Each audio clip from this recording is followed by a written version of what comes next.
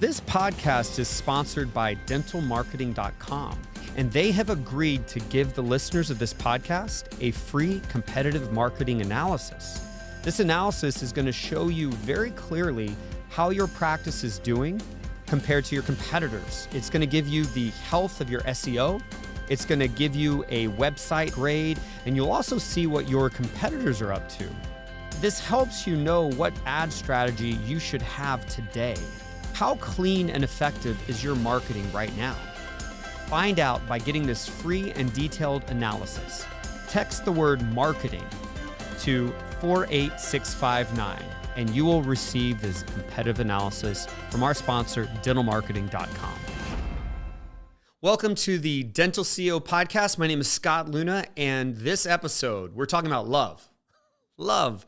Love as a leader, love as an entrepreneur, love in dentistry. What does that mean? How can we impart love into the patient experience, into the employee experience? I'll ask you, have you had struggles with patients not behaving how we want them to behave, not walking away as raving fans, not sending us a ton of other like-minded patients? Have you had struggles with employees that seem to leave you for the next person offering a little bit more money? These are the types of symptoms that we see when we're missing this concept called love. This speaker, Seth Mattison, has been named one of the top 50 keynote speakers in the world. He actually is an entrepreneur. He's an author. He's a CEO. He is one of the experts in connecting with people and having relationships that are fruitful in business to create success.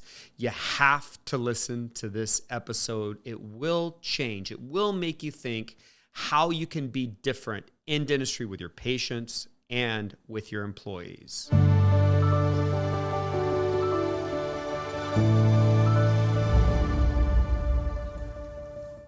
All right, Seth. So thank you again for joining us. We are excited to have you because so often in dentistry, all we do is talk to other dental people, and we get kind of stuck in this dental bubble. But Totally. What I'm trying to do is find amazing people outside of dentistry that have made it almost like their life's work to help entrepreneurs, and you are definitely in that category. So thank you so much for joining us. Oh, Scott, I appreciate the invitation to be here. And you're totally right. Like, we've dedicated a life to this conversation. So I'm thrilled to be here and have it with you. Awesome. So for people who haven't heard of you before, could you give a bit of a synopsis of who you are and what you do? Yeah. So we really have two businesses that we're operating right now. The first is I lead an organization called Future Sight Labs. We're a research and advisory firm. I sort of tell people everything that we do, the team and I, is focused on one thing, and that's helping leaders and their teams prepare for the future. Now, when I say leaders preparing for the future for us is really it's a framework, it's a lens to think and talk about change. And we're really trying to do it on two fronts. One is study sort of some of the external shifts that are impacting the marketplace with our customers and clients, trends with talent so we can attract, retain, and develop the best people. So like what's happening out there, and then spending time in the trenches with high-performing leaders and teams to understand what do the best of the best do in response to those external factors to scale and grow their businesses. I will say we're industry agnostic, Scott, meaning I get to touch a lot of different verticals. So in my business, we'll probably deliver 75 live events this year where we're getting invited to speak at other organizations' events, and it's usually leaders in the room. The split is 60% internal large organizations, usually Fortune 100. And then the other 40%, and I think this is going to apply a lot for your audience, is comprised of associations of professions or industries. And so over the last, almost 20 years, we spent a lot of time actually in the dental industry helping owner-operators think about either their individual practice or as they're scaling up with multiple locations, what does that look like? And as your folks know, there's a big difference between leading a Fortune 50 and the kind of, budgets and resources you have at your disposal versus if you're a small operator, which is essentially what I am, and you're wearing all the hats and you're doing all the things to try to attract a great team, create great experiences, develop your people, keep them, et cetera. And so we try to meet people where they are. So that's that side of the business. And then the second, I'll just say briefly, I'm a founding partner in another business called Impact 11. I've got 3 business partners. We've got 15 employees.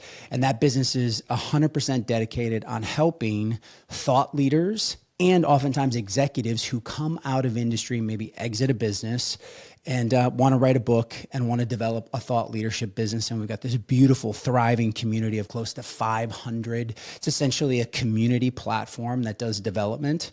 And so again, I reference that, Scott, just to say, on that side, we've got 15 employees over there. I've got 5 employees at Future Sight Labs. Despite all of the external research, at the end of the day, I'm an entrepreneur too, trying to figure this out, just like all of your great leaders in this community. Yeah, so let me give you maybe a quick little download on where dentistry is today. We've got about a third of dental offices have been kind of rolled up and bought up by corporate groups, and they're now multi-billion-dollar groups that are kind of behind the scenes helping run dental practices. The 2/3 of the practices, those are pretty much the people I speak to a lot, and that's comprised of, let's put them into 2 different categories for now. You've got the entrepreneur that wants to scale and grow, and they want 2, they want 5, they want 10, they want 50 locations, and they don't quite know where that stops, but they just know they want to do something big and epic for their part of the world. And then you've got the other side that is a dentist who really wants almost like a lifestyle kind of practice, a practice that brings them $1 million or more in pay, take-home pay. And maybe that's a couple locations. Maybe it's not. Maybe they're taking a bunch of insurances. Maybe they're not. They're really just wanting to be, wealthy without necessarily doing something big and scaling themselves. And those are really the 2 kind of audiences that I speak to a lot of, outside, of course, the students or the young dentists that are early in their careers and they haven't started on the journey of entrepreneurship yet, and they're listening to this maybe for information or maybe to get some hope and some vision. Totally. So that's where we're at right now, and I could tell you that one thing that you talk about. Well, on your website, which everyone should go to. By the way, what is your website? What's that? Yeah, I appreciate that. So it's just Seth Mattison, all one word, MATTISON.com. And I'm easy to find across social channels as well, just at Seth Mattison. And we're trying to share as much of what we're seeing with the world as we can, for sure. But that's how folks can find me. Yeah, so one thing I saw on your website, and man, I was just so pleasantly surprised to see it, made with love. In quotes, made with love. So many people talking to entrepreneurs are talking about things in the weeds to grow and to leverage and systemize and technology but a lot of people aren't focused on the people side of this. Yeah. Could you explain what made with love means? Yeah, it's a great prompt. And it's been a journey to bring that to life and to make the big decision to put that out front on my website. I've been doing this work for close to 20 years. I understood and understand the potential risks, the connotation of like leading with love. I mean, I have very squared away, straight-laced clients where it's like the idea of love in the workplace. But I just felt really compelled around it. And it really was the convergence of 2 things. One, I've been doing this a long time and just sort of like looking at the trends, commenting on what was happening in the world. And I felt this deeper calling of wanting to explore a richer, more meaningful, more timeless concept. And that was really the word. It's like trends are all about like what's happening, what's new, what's next. And I started asking a different set of questions of what's timeless, what's true, what's eternal, what will always be relevant, number 1. And number 2 is obviously I was seeing the emergence of artificial intelligence and new automation technology.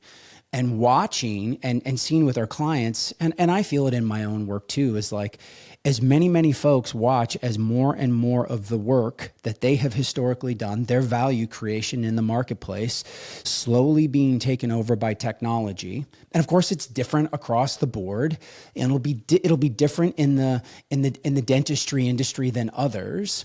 But seeing the impact it has on folks, it's discombobulating, it's unsettling. We talk about this trend of jobs are changing faster than people.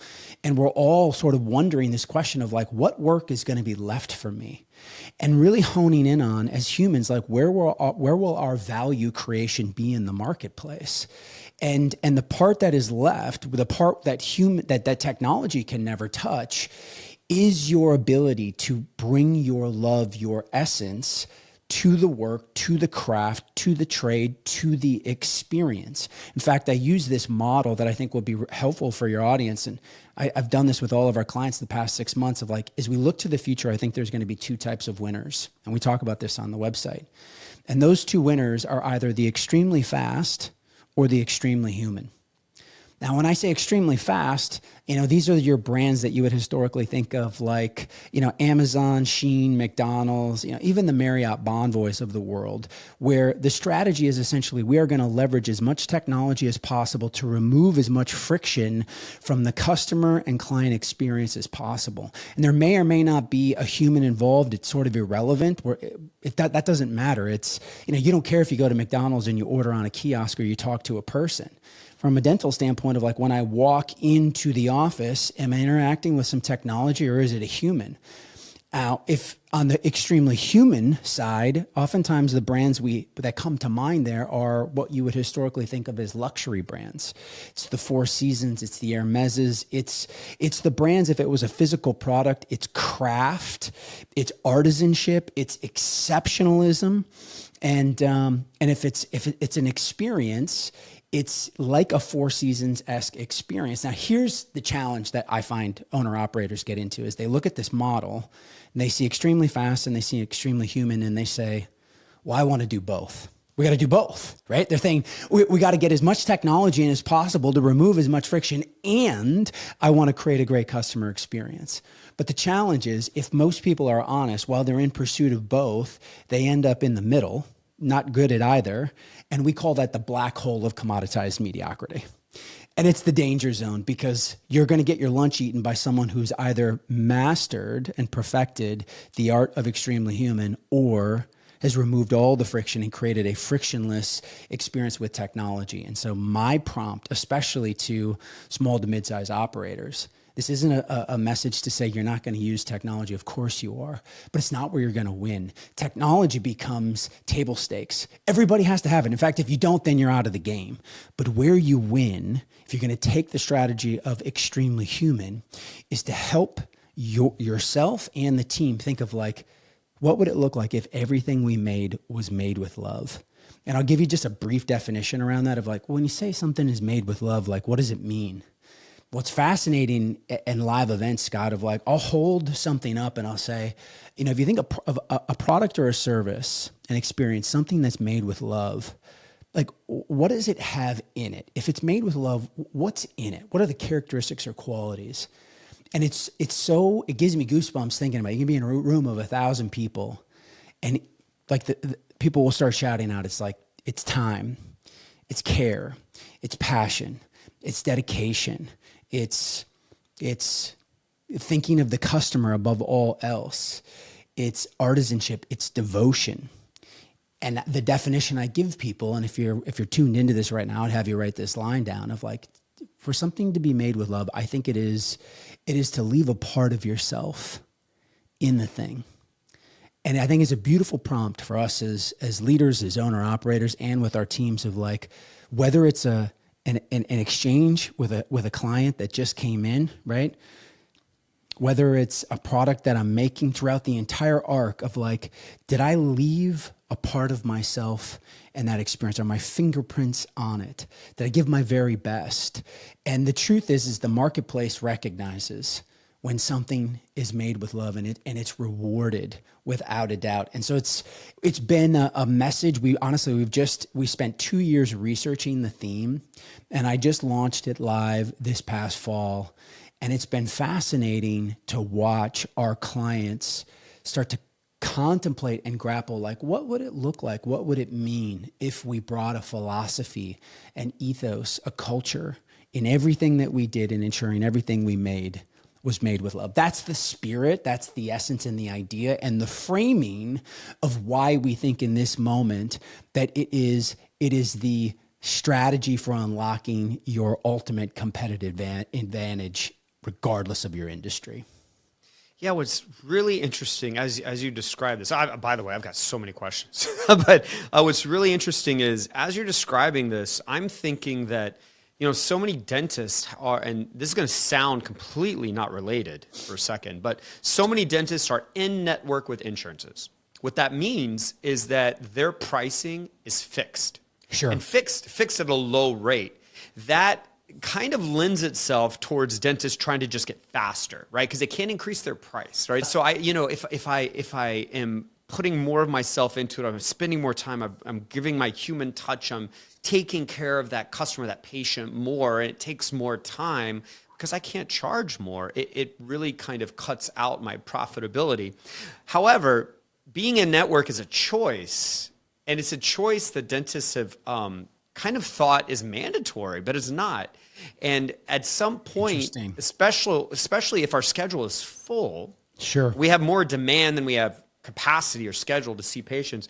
We can go out of network. We could have our own pricing. And the dentist that follows what you're saying will be in a very strong position to do that because they are gonna have customers that are coming to them because of that experience, right?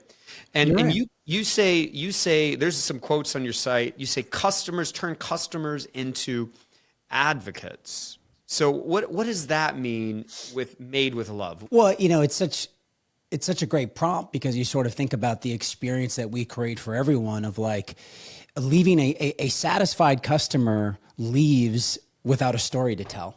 Like, okay, great. So they don't go and complain, but it also wasn't, you didn't touch me in such a way that I have to go tell someone about that experience, which is essentially what advocacy is about, of like, I am actually invested in your success. You touched me in such a way. And by the way, I totally appreciate what you're saying about, folks that are in network and like we're at max capacity and the price is set and like the day is scheduled and it's production line. It's like, get through it as fast as possible. And I would just challenge everyone to be like, am I trying to get through my day?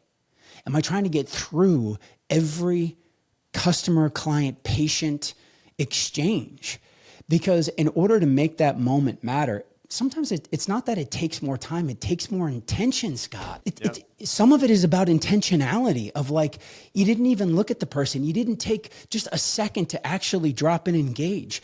You didn't create the systems around it to be able to know that when I jump in the chair, we've chatted about the fact that, my wife is an interior designer and she's launching a new business and you're seeing me every 6 months. Like, what's the update? How much time does it take if you have the systems in place to have a profile on me, to know 2 or 3 things, to care enough to prepare 2 or 3 effective questions that I don't even know. I just think I sat down and I'm like, how in the world does Scott remember that about me?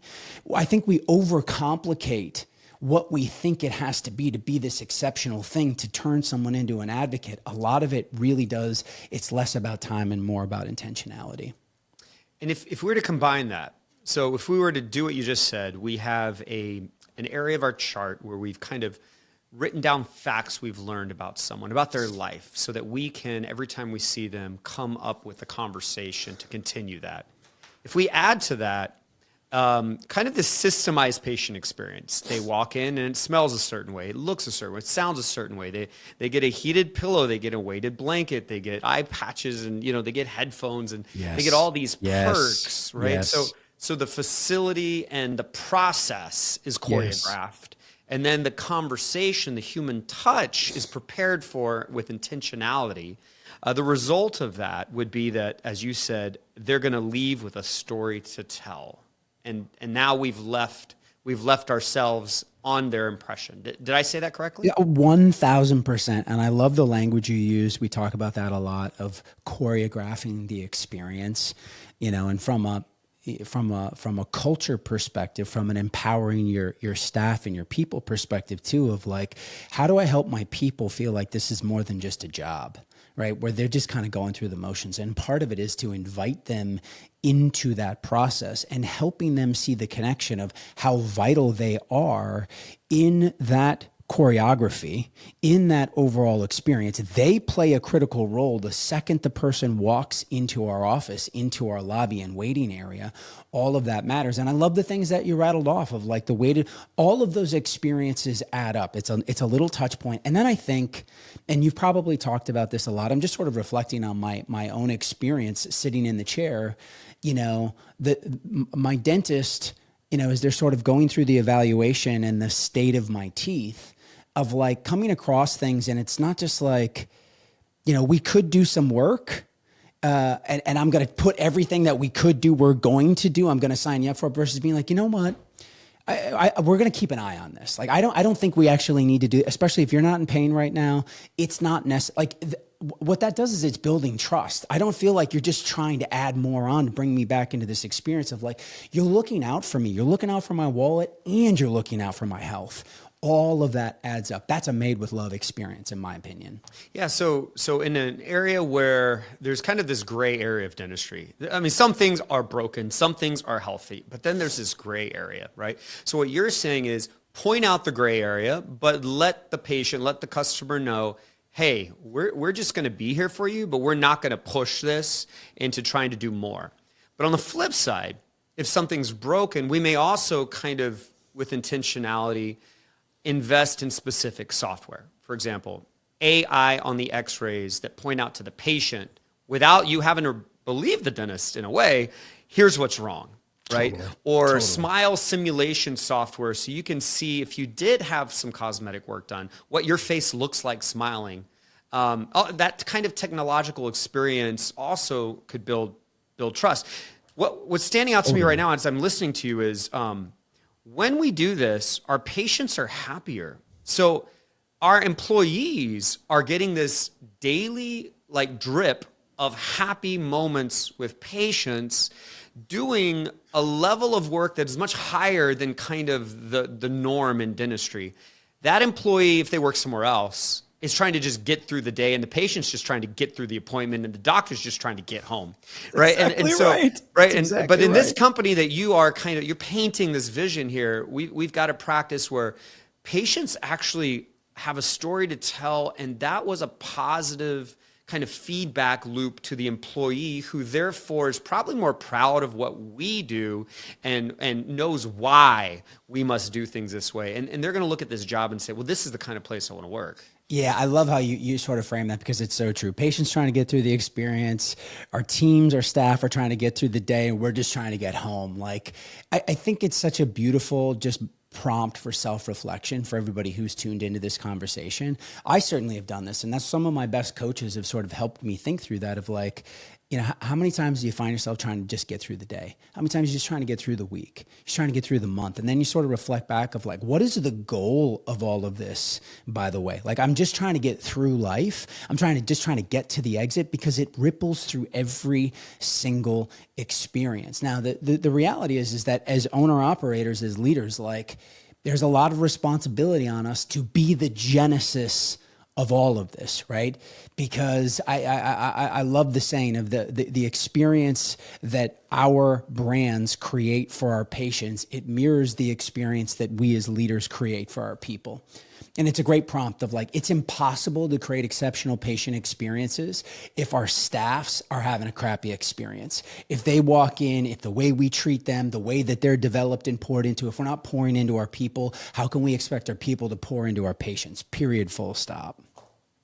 So this is such wisdom here, because when we think about brand, then our brand is made up of course, the marketing and the imagery of it. It's made up of kind of this overall personality people sense as a customer when they experience our business. But it's also made up of our team, and they are basically continuing our intent with our brand, and they could either do it in the way we want, or they could be so disenfranchised in our company that they're actually hurting our ability to build this brand. So if I have this practice you're kind of painting here, I have this intentional patient experience, I have this facility that's beautiful, these amenities for people, and my team autonomously knows how to do this choreographed motion with patients. So they're almost running the show every single time the patient gets on stage. Totally. And the intent now is that our brand is made up of all of these ingredients.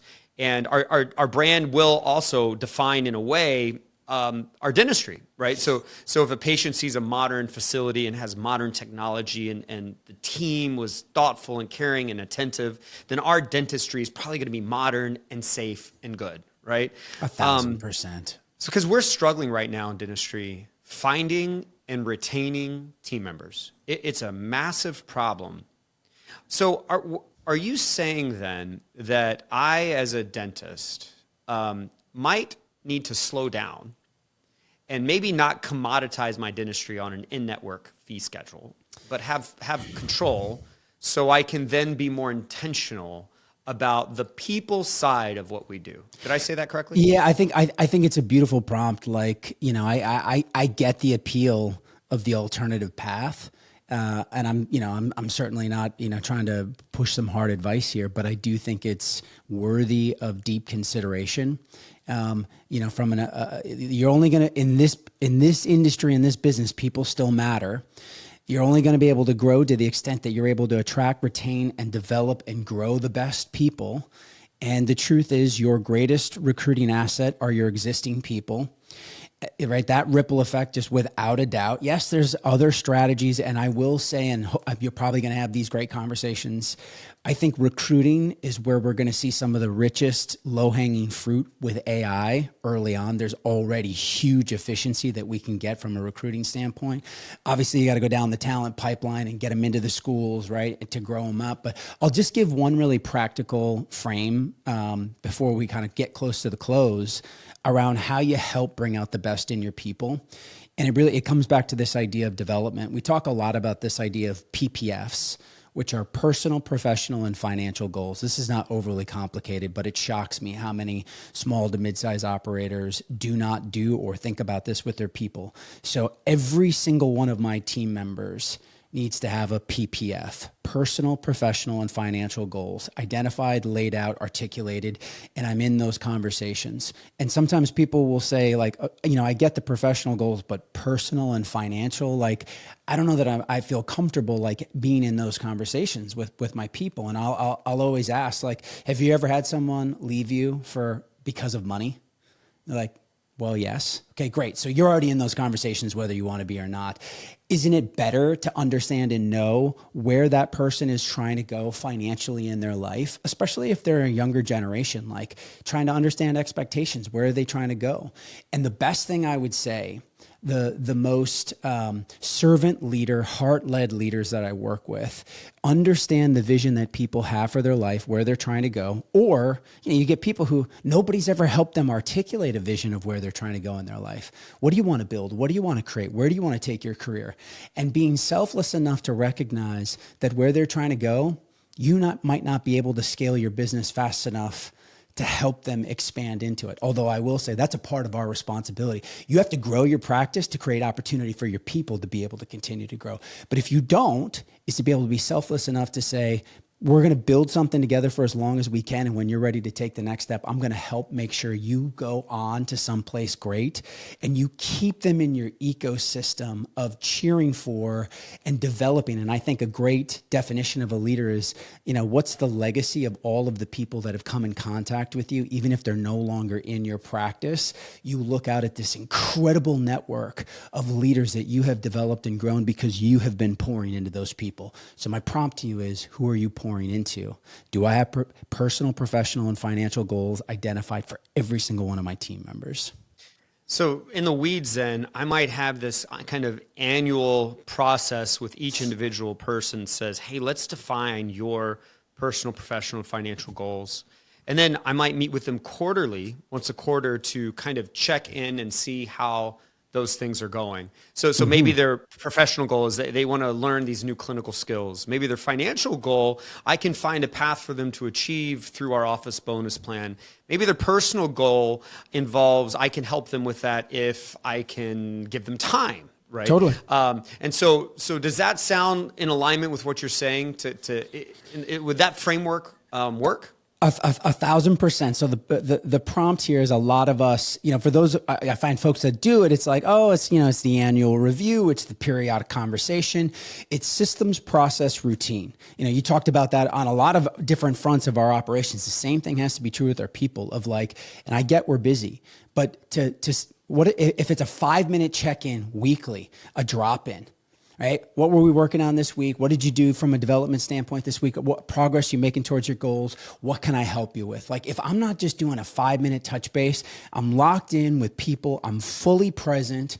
It's just, again, it's communicating this intentionality of my success. Our practice's success is predicated on your success. We only grow to the extent that you grow. And so we are committed to growth here, and I am committed to your growth, and we're on that path together. And more than anything, Scott, I just find is like, first and foremost, I think people would be shocked how many of our employees, like nobody's even asked them these questions before. Owner operators, like we're kind of wired for this stuff, but a lot of times like nobody's challenged them of like personal and professional goals. Like, what do you want to build and do? Even on the personal front, you want to run a marathon. You want to take an incredible trip. You want to be able to bring your mom who's never traveled to Europe before. Great. Let's talk about how we make that happen. And we're checking in every week on making progress, right? Be the coach for your people that maybe you wished you would have had early on in your career. And man, that is made with love. That is loving our people, almost like we would want to coach our children and our friends in the same way, our family. That is loving patients, to be thoughtful about their experiences and about just investing and being intentional about how we impact them. This is actually how the whole theme of love came into being in my practice. In 2018, it just sort of organically came out. A leader came on stage to introduce me for an event, and he sort of made an off-the-cuff kind of flippant comment. I don't remember what the prompt was, but he essentially said, I don't really like people. And everybody sort of laughed in the room. And it just didn't sit right with me. And when I came on stage, I didn't say it to like attack him, but it came out of my mouth as a challenge. And this goes back to what you were just saying. And this is the way to close of, I really believe today that you can't be a leader unless you love people.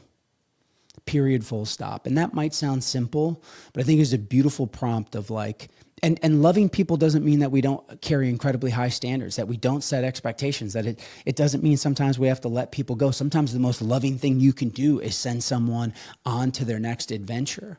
But it is the gift, opportunity, and responsibility of being a caretaker and a steward of other human beings as we bring them in their practice. If we're going to ask them to help us scale and grow our practice, we owe it to them to pour back into them. It's really been an honor and a privilege, Scott, to get to share this time and have this conversation with you.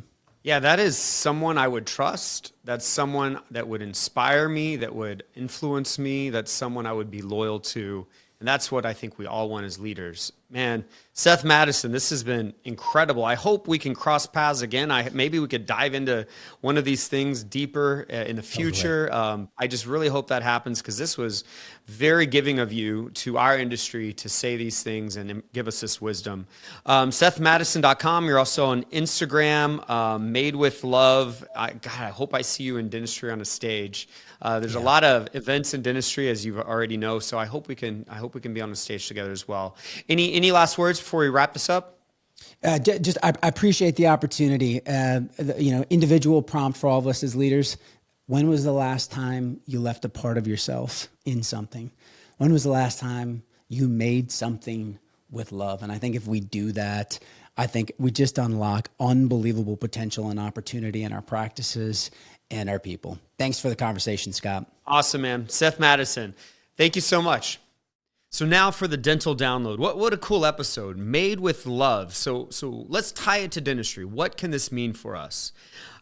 He said that we need to leave a part of ourselves in the thing. Leave a part of ourselves, whether that's leaving a part of ourselves in the conversation with the patient, or in the dentistry we do, or in the conversation with our team member, or even in their career. We need to leave a part of ourselves. And what does that mean? How do we do that? If we break this into patients versus employees, two different categories. On the patient side, he spoke about being thoughtful, about having a profile for every patient where we record a couple personal things about them. so that when they come in, we're continuing a conversation about that patient, about their life. Our relationship with them, seeing them every 6 months, is one long conversation, one thoughtful conversation about caring for them and what's happening to them.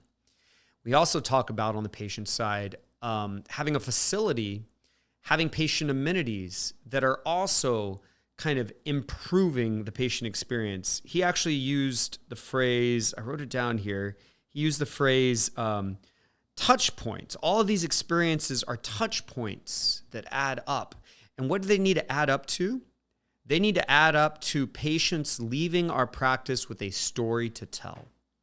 So let's get a little granular on this. What story could they tell? They could tell a story about how modern and how beautiful the practice is. They could tell a story about how comfortable the patient experience was because of all these amenities that we put in.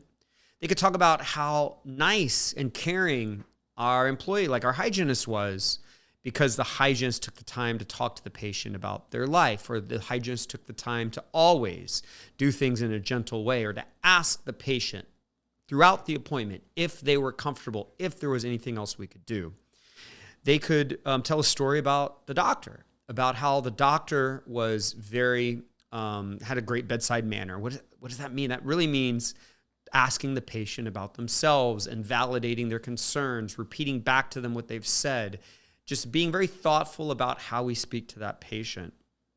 Every employee has a moment where they can leave their positive mark on this patient. And when those moments add up, we have a story to tell. Now, I kind of alluded a bit, or I spoke about, some of us are in this PPO hellhole of a practice where our schedule is full of set fee, controlled fee dentistry. And the only way to have more success sometimes feels like we just have to cut corners and go faster and cram more people in.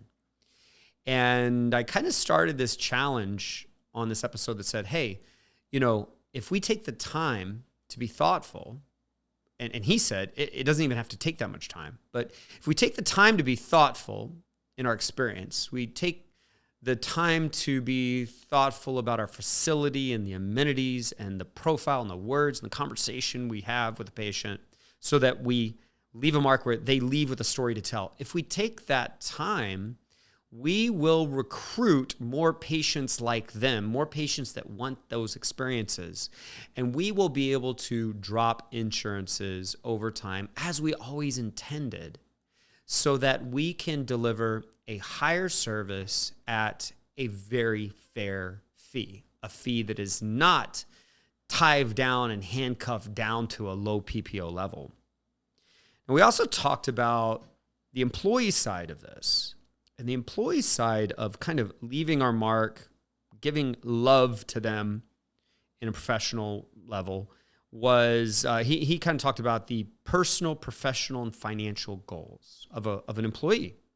That we need to know what that is as a dental entrepreneur. We need to go to our team, and maybe once a year we have a formal process of defining personal, professional, financial goals with that one employee. And maybe once a quarter, we have a formal meeting about it as well. How are things going on the personal goals, professional goals, and financial goals? And then maybe we even take it down to just a check-in, a weekly or monthly check-in about these specific things. It is our kind of responsibility. We are stewards of our employees' careers in a way. We are impacting their lives personally, professionally, and financially. And we need to take it upon ourselves to be invested into those results.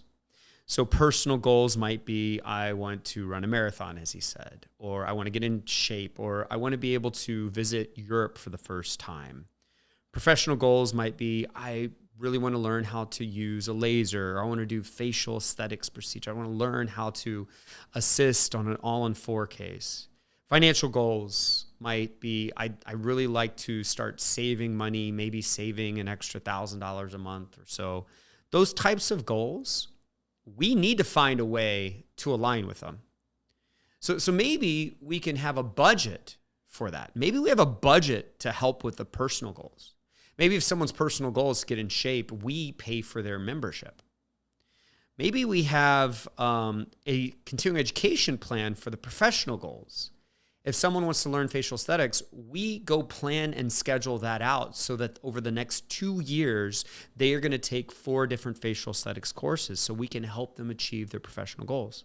Financial goals can be our bonus plan.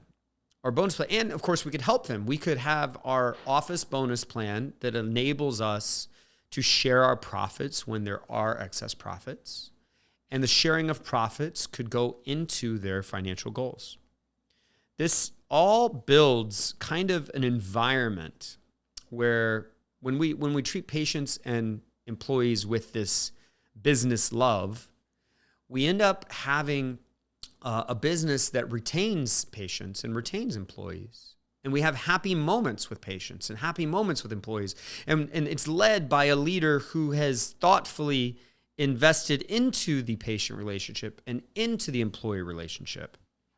You know, he spoke about what's your legacy with your previous employees. Have we treated our employees with love so that even if for whatever reason they could no longer be working for us or with us, they have an immense amount of respect and positivity when they think about us and their time in our company? That is kind of a minimum standard we need to achieve. And to do that, we have to take time. We have to get on a schedule these things that we need to do. So we need to meet with our people over these certain things. We need to talk to our patients about those other things.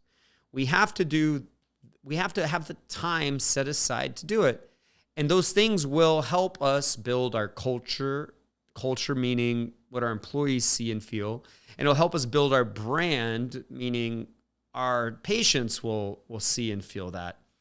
And ultimately, if our brand and our culture are aligned and they are serving our patients and our employees with these positive experiences, these thoughtful moments of love, of business love, then we are going to end up not just successful, but we're going to end up maybe proud of what we're building. We're going to end up with less burnout, more energy, hopefully, more money, more trust in our team, and they will trust me more. Maybe even more autonomy with our team. We're going to end up maybe in the practice we've always wished we had. But it's hard to do that if all we do is just cut teeth from sun up until sundown, and we're just trying to cram more in. It's been a theme in my other episodes. I've just noticed over the last 2 decades in dentistry, this kind of assumption that we got to be faster. We got to do more dentistry, faster, cram more in. And I just see that as, when we do more faster, we actually have less. We have less time. We have less energy. Ironically, we can have less money. We have less health. We have less patience. We have less kind of leadership effectiveness. We have less accountability when we just go faster and cram in more. So maybe health in business as a dental entrepreneur, as a CEO, maybe health in business says, we're going to carve out a significant amount of time to definitely cut teeth, to do our thing, to be that dentist or that professional. And that time needs to be efficient for sure. We don't want to be wasteful. We do want to use technology. We do want to find the fastest way to do things well. But in addition to carving out time for dentistry, we need to carve out a significant amount of time to run the company. We need to carve out time to serve our employees. And we need to make sure that there is enough time within the patient experience that we can also thoughtfully serve them to the point they walk away with a story to tell. Seth said, culture is everything we do and we show. Culture is everything we do and we show. So everything we do, everything we show needs to be thoughtfully done, needs to be thoughtfully created. It needs to be focused on serving people. Otherwise, as Seth said, we end up in the black hole of commoditized mediocrity. What a cool phrase. Commoditized, meaning we're just like everyone else. We're just the same. A crown's a crown, a dentist is a dentist, an employer's an employer. That's commoditized. Mediocrity is the worst trap. It is barely good enough to sustain. Barely good enough to keep going is mediocrity, and we could end up doing that for the rest of our life. It's not success, and it's not so painful that we have to change. It's the worst thing. It's barely good enough to keep doing. So commoditized mediocrity is a horrible combination, and that's why I call it the black hole of commoditized mediocrity. What kind of practice? I challenge you right now, if you're listening to this, what kind of practice is in the black hole of commoditized mediocrity? What does it look like? What does the lobby look like? What does the operatory look like? Black hole of commoditized mediocrity. What does a schedule look like? What kind of employees work there? What are those employees like? What is the dentist like? What would the patient say about the dentist and their conversations with the dentist? What kind of technology are we or are we not using? You know, what kind of fees does that practice have that's stuck in the black hole of commoditized mediocrity? I hope you're not describing your practice right now. I mean, I hope you're not describing where you work right now. But if you are, let this be a moment to recognize that a change might be needed. And the change, I mean, there's so many ways to change a practice, of course. But maybe in the things we want to change, we need to identify the people things. How are we going to upgrade how we serve patients so that we're connecting with them on a personal level and they walk away with a story to tell?